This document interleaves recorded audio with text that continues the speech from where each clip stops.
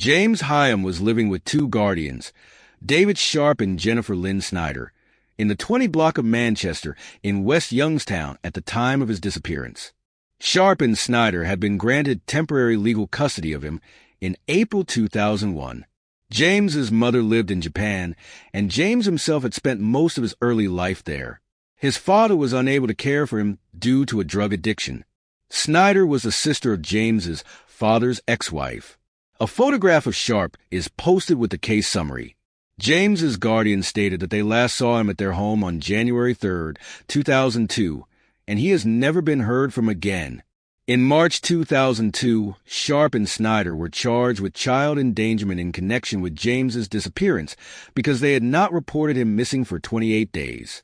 Speculation arose that the delay in reporting his disappearance was because Snyder and Sharp were receiving benefit checks from the government for James's care, and the benefits would have ceased if anyone realized he was no longer living with them. The couple gave several contradictory statements about their care of him, with Snyder claiming she was homeschooling James, then admitting this was untrue. James's loved ones claimed that Snyder and Sharp had not allowed anyone to see or speak with him for months before he disappeared, and they suspected that problems existed between him and his guardians. They reported that Sharp and Snyder had histories of drug abuse and violent behavior, and that James had often been seen with bruises on his body. Before his disappearance, Snyder and Sharp had a dispute with James's doctors and stopped giving him his medication. James's loved ones stated they made several reports of suspected abuse to the county social services office, but the office lost his case file after his disappearance, making it impossible to determine whether any investigation was conducted. No one else had seen or heard from James since January 2002, and no one except his guardians claimed to have seen or heard from him since August 2001. Sharp and Snyder initially reported James as a runaway, but both his relatives and the police suspected foul play. In 2007, while Snyder was serving a year in prison for probation violation in an unrelated case, she went to authorities and stated that Sharp had drowned and dismembered James. She was charged with child endangerment, permitting child abuse, gross abuse of a corpse, and evidence tampering related to James's presumed death. A few months later, Sharp was charged with murder, tampering with evidence, endangering children, permitting child abuse, and gross abuse of a corpse in connection with James's case. Authorities stated that James had been drowned on or around June 15, 2001, and his remains were scattered in dumpsters throughout the Youngstown area before eventually ending up in the carbon limestone landfill in Poland, Ohio.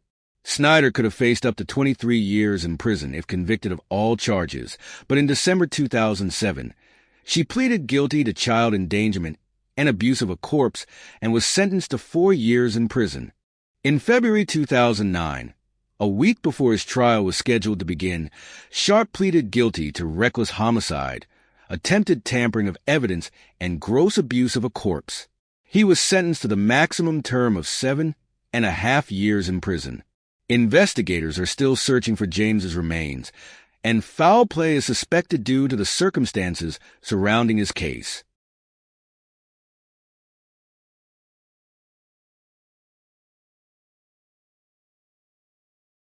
Trevor Hanley was last seen in Columbus, Ohio, on July 2, 1999.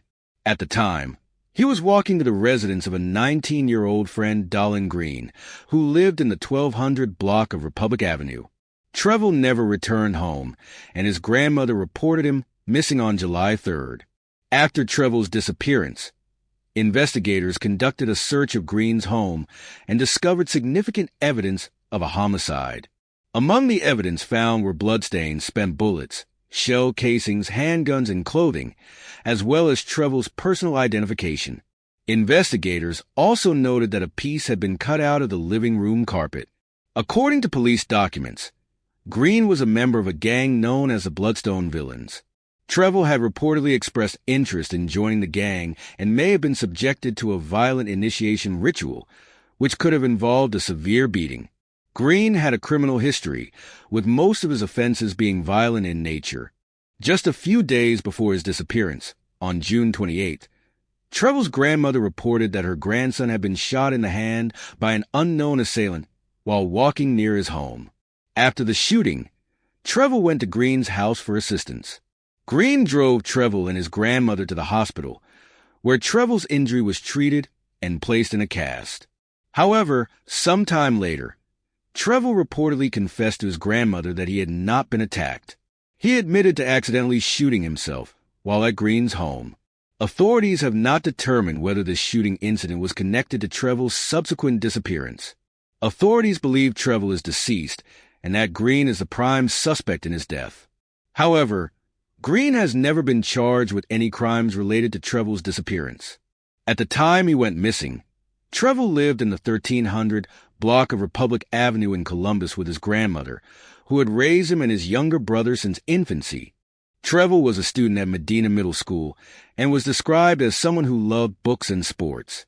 Tragedy struck the family again in October 2009 when Trevor's younger brother, Taiwan Lamont Saunders, was shot to death at the age of 22. Nearly a year later, in August 2010, LaShawn L. Hargrove was indicted for Saunders' murder. In 2011, Hargrove pleaded guilty to involuntary manslaughter, admitting that he had shot Saunders during an argument. Hargrove was sentenced to 13 years in prison for the crime. In Saunders' obituary, it was noted that Trevor had predeceased him. Trevor and Taiwan are survived by their grandmother, who raised them both, as well as one surviving brother, 2 stepbrothers, and 2 stepsisters. Despite the evidence discovered at Green's residence, Trevor's remains have never been recovered, and his case remains unsolved.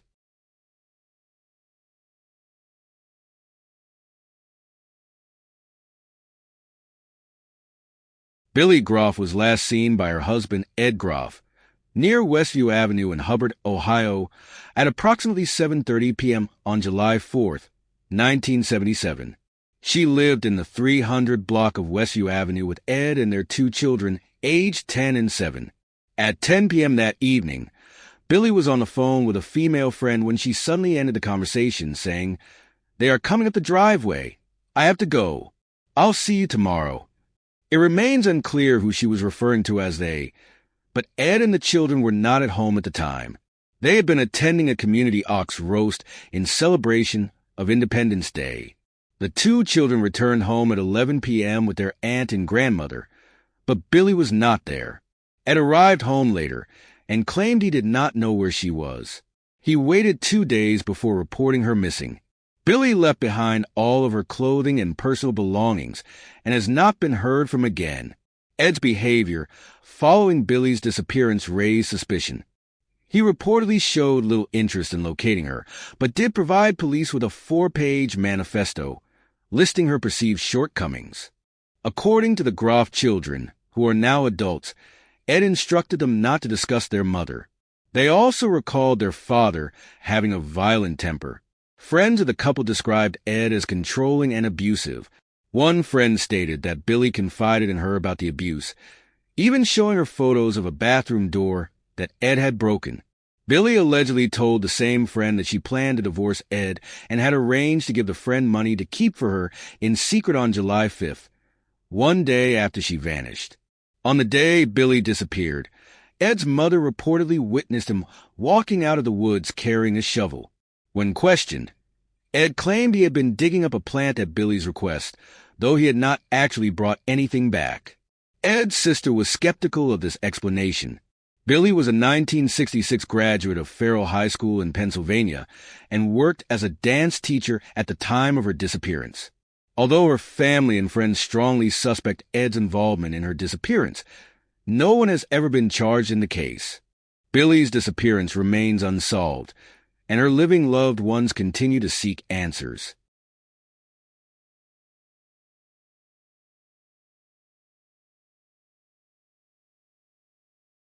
Linda Hamilton was last seen with her husband, David A. Hamilton, and their 2 young children at their home on Route 164 in Beaver Township, Ohio, on September 20th, 1977. That morning, David was found dead inside the house, having been shot 3 times with a .38 caliber gun. Linda was missing, as was the couple's vehicle, but their children were unharmed and had reportedly slept through their father's murder. A bicycle, stolen from a neighbor several doors down, was discovered abandoned in the yard of the Hamilton home. The couple's car was later located parked near the entrance of a closed strip mine off State Route 7, not far from the truck stop where Linda worked. Investigators found a trail of a man's boot prints and a woman's bare footprints leading away from the driver's side of the vehicle. The woman's footprints alternated between walking normally and dragging, as though she had been pulled or forced along. There was no further sign of Linda or anyone else at the scene. Initially, authorities suspected Linda had murdered her husband, and a warrant was issued for her arrest. This warrant remained active for several years, but as the investigation progressed, officials determined that another person or persons were likely responsible for David's murder and that Linda had been abducted by her husband's killer. Edward Arthur Surratt emerged as the prime suspect in the case. Surratt is suspected of committing at least 18 murders, including the October 1977 disappearance of 15-year-old Ronnie Greger and the murder of her 17-year-old boyfriend. Surratt has been incarcerated since 1978, serving multiple life sentences for burglary, sexual battery, and escape. In 2007, Surratt confessed to killing David and Linda Hamilton, Ronnie Greger, her boyfriend, and 4 other individuals.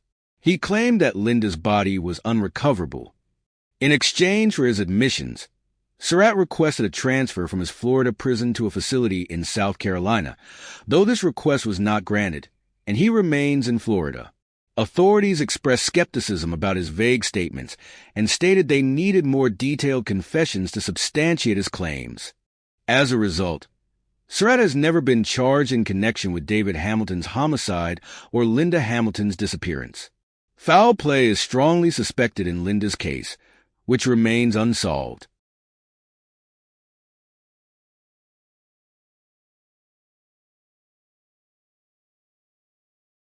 John Hale was last seen on Morse Road in Columbus, Ohio, on November 26, 1978, while driving a maroon 1975 Chevrolet Monza Fastback. He has never been heard from again. At the time of his disappearance, Hale co-owned 2 convenience liquor stores in the Columbus area with a man named James W. Woody Thomason. Initially, Hale and Thomason had partnered with Hale's brother to purchase the stores, but later, Hale and Thomason bought out his brother's share, leaving Hale with 2/3 ownership and Thomason with 1/3. Although Thomason was intended to be a silent partner, he began interfering in the business and taking control of various aspects against Hale's wishes, leading to reported disputes between the 2 men. Thomason was said to have a long criminal history and alleged ties to organized crime, further complicating the situation. Following Hale's disappearance, Thomason changed the locks on both stores and transferred the business's financial accounts into his own name, leaving Hale's wife without any income or access to the businesses. Hale had no criminal record and was described by his wife as an ambitious, driven man who excelled at everything he pursued and dreamed of becoming a millionaire. Given the circumstances surrounding his disappearance, foul play is strongly suspected. Despite these suspicions and Thomason's actions, Hale's case remains unsolved, and his whereabouts continue to be unknown.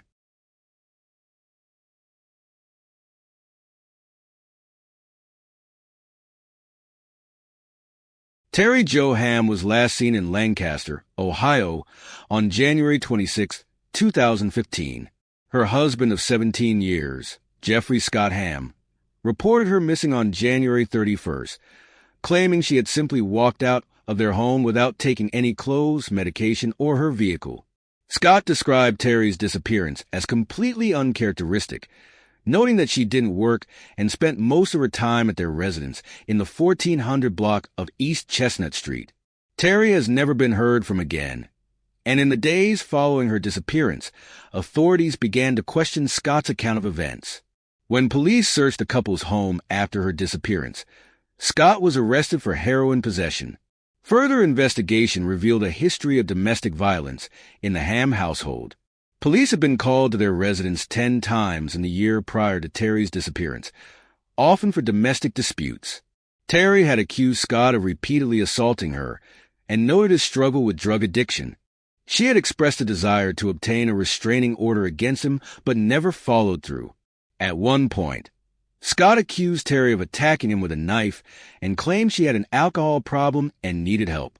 However, police determined that Scott had, in fact, harmed himself and fabricated the story to blame Terry.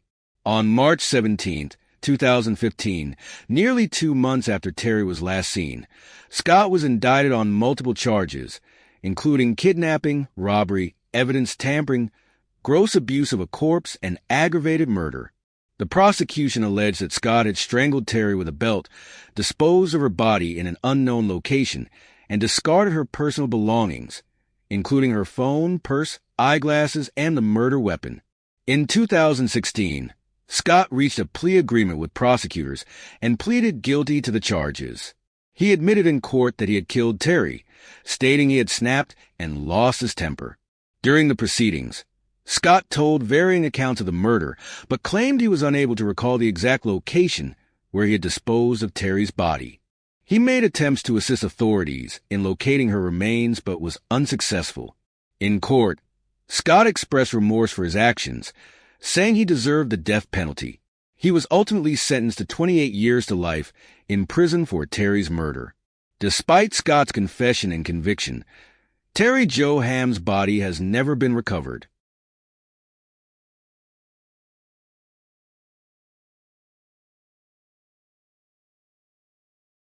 Corey Glossett was last seen in Van Wert, Ohio, sometime in late June 2016, though the exact date remains uncertain due to his transient lifestyle.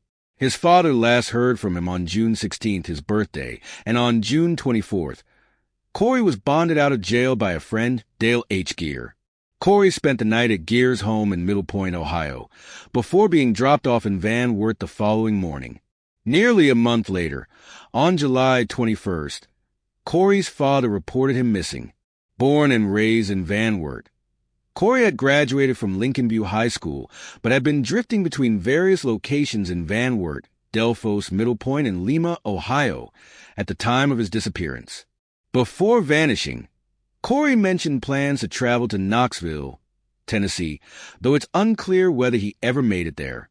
Notably, he did not drive, and his cell phone was left behind. In August 2021, Dale H. Gear was charged with tampering with evidence in connection to Corey's disappearance. The prosecution alleged that Gear had altered, destroyed, concealed, or removed unspecified evidence on June 24, 2016, and also made statements to investigators that were not truthful. During a search of Gear's property, police discovered multiple samples of suspected blood throughout his home, garage, and Ford F-250 pickup truck.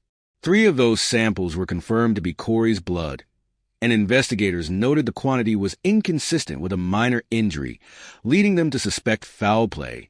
Despite this, Gear has not been charged with causing Corey's disappearance, but is awaiting trial for evidence tampering. Since Corey's disappearance, he has not picked up his mail or contacted loved ones, further deepening concerns about his fate. His mother passed away in January 2017, and Corey was listed as having survived her in her obituary.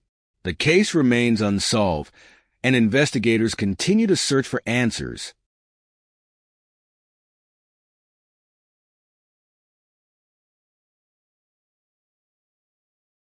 Linda Frasier was last seen on December 11, 1993, after attending a church service in Tiffin, Ohio, with her mother. She has never been heard from again. In February 1994, 2 months after her disappearance, her car was found abandoned in the Meijer store parking lot in Findlay, Ohio. Investigators determined the car had been parked there since 2 days after she vanished. While there was no sign of Linda at the scene, some of her personal belongings were still inside the vehicle. Notably, her purse, which she reportedly locked in the trunk before she disappeared, a behavior her mother described as uncharacteristic, was missing. The investigation quickly focused on Linda's husband, David W. Frasier, as the prime suspect in her disappearance. David had an extensive criminal history, including charges of domestic violence, and Linda's mother revealed that Linda had been planning to end their relationship at the time she disappeared. Despite the mounting suspicion surrounding him, David was never charged in connection with Linda's case. In June 1997, nearly 4 years after Linda vanished, David committed suicide in a jail in Frankfort, Kentucky, where he was serving time for a burglary conviction. Authorities strongly believe foul play was involved in Linda's disappearance. Her mother suggested that Linda, known for being kind and helpful, may have stopped to assist a stranded motorist on the night she vanished, an act that might have led to her disappearance. However, no definitive evidence or leads have surfaced to confirm this theory or provide answers about what happened to her. Nearly 3 decades later, Linda's case remains unsolved.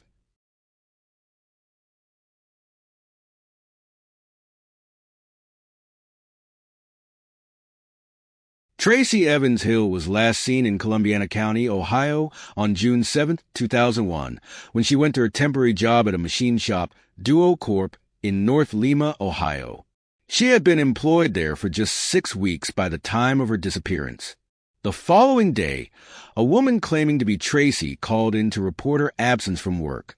Tracy has never been heard from again. At the time of her disappearance, she was a student at Kent State University's Salem, Ohio campus.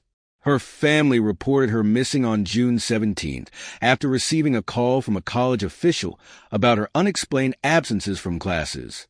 Tracy's relatives searched her mobile home and found that all of her personal belongings were still inside, including her clothes, contact lenses, makeup, and jewelry. The only item missing was her purse. Additionally, dirty dishes were found stacked on the table, which her family noted was unusual for Tracy, who typically kept a tidier home. Shortly after she was reported missing, Tracy's car was found in the parking lot of Mark's Landing, but there was no sign of her, and no evidence was recovered from the vehicle. Tracy had been separated from her husband, Clifford E. Hill, Jr., in June 2001. The day before her disappearance, she had received an order of protection against him. Clifford was arrested and charged with the unauthorized use of Tracy's vehicle after she went missing. He claimed that he had permission to use the car that day and did not know where his wife was. The car was found near Clifford's mother's residence, which raised further suspicions.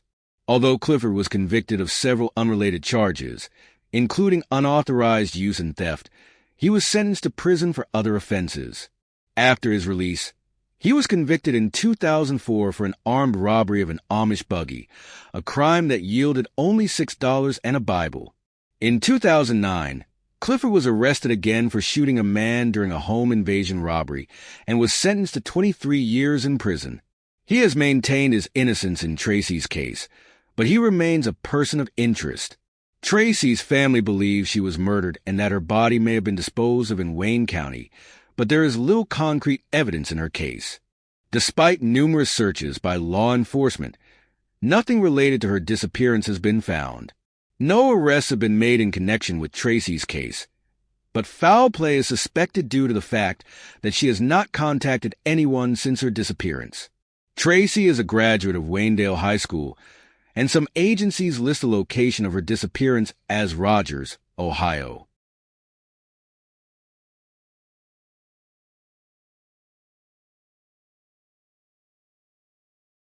Scott Hilbert was last seen in Cincinnati, Ohio, on March 13, 1988, during a spring break from college at Morehead State University in Kentucky, where he was studying for a bachelor's degree in percussion. He left a note on the refrigerator for his parents, saying he was going to spend a few days with friends at Ohio State University in Columbus, about a 90-minute drive from his home. Hilbert never arrived at Ohio State and has not been heard from since. His family reported him missing on March 21st, when he didn't return home in time for classes at the end of spring break. At the time, he had been driving the family's black 1984 Ford Tempo with Ohio license, plate number 807 JPF.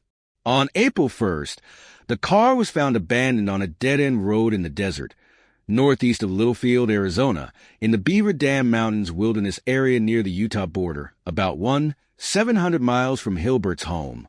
The car's odometer showed it had been driven 3,800 miles since Hilbert's disappearance, but more than 2,000 miles could not be accounted for. Someone had attempted to push the car off a cliff, but it became caught on a tree. The front and rear license plates had been removed and were never found. One of Hilbert's fingerprints was discovered on the passenger side of the vehicle, but other fingerprints inside the car could not be identified. Inside the car, authorities found a book of matches from a restaurant in Denver, Colorado, as well as pages from a Long Beach, California, phone book. Several of Hilbert's belongings, including his Morehead State University dormitory key, a lug wrench, a bottle of shampoo, and a kitchen knife from his home, were scattered around the vehicle, but there was no sign of Hilbert himself, and the suitcase of clothes he had packed to take to Columbus was never located. Given the circumstances surrounding his disappearance, Hilbert's case is considered to be suspicious, and it remains unsolved.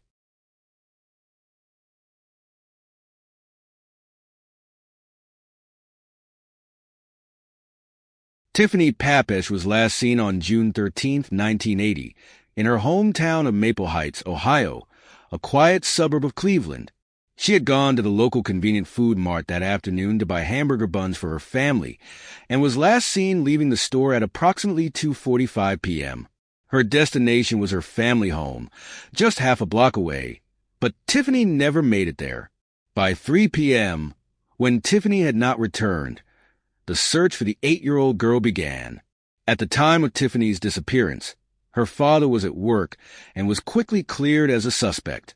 Her stepmother, who had raised Tiffany since the age of 4, also passed a polygraph test and was ruled out as having any involvement. For years, the case remained a mystery until, in 1983, a man named Brandon Lee Flagner, born Chico Virgilio Tenorio, confessed to abducting, raping, and killing Tiffany while serving time in a Texas prison for child molestation and burglary. Flagner's confession was deeply unsettling. He told FBI investigators that he had taken Tiffany to a wooded area near a school where he attempted to sexually assault her. He claimed Tiffany resisted, and in the struggle, he accidentally shot her in the head. He also provided gruesome and highly disturbing details, alleging that he dismembered her body, ate parts of it, and disposed of the remains across Ohio. What gave his confession weight was his mention of a scar on Tiffany's knee, a small but crucial detail not publicly known at the time. Flagner also wrote letters to 2 ministers and an Ohio television station, further elaborating on the crime. However, the reliability of his claims quickly came into question. Over time, Flagner confessed to Tiffany's murder at least 30 different times, but his statements were riddled with inconsistencies and many contradicted each other. He later recanted all of his confessions, saying he fabricated the story because he was about to be released from prison and wanted to remain incarcerated to receive sex offender treatment. Despite the shaky nature of his admissions and no physical evidence tying him to the crime, Flagner was convicted in 1985 of 2 counts of aggravated murder and 1 count of kidnapping. His victims in the Texas molestation cases, a series of girls under the age of 10, testified at his trial, describing the threats and violence he used against them. He received a life sentence for Tiffany's murder and an additional 25 years for her kidnapping. Flagner, who had been paroled from an Ohio prison just 3 months before Tiffany's disappearance, would not be eligible for parole again until 2019. Flagner's actions in the early days of Tiffany's disappearance raised red flags. He inserted himself into the investigation, even offering to sell T-shirts with Tiffany's picture to raise funds for the search effort, a gesture that infuriated the Papes family, who had him arrested for harassment. Adding to the suspicion, Flagner later asked his wife and brother to destroy a metal box from the trunk of his car, which allegedly contained children's clothing. He also made bizarre claims, such as telling his brother that Tiffany's father had hired him to solve the case and implying that the father himself was responsible.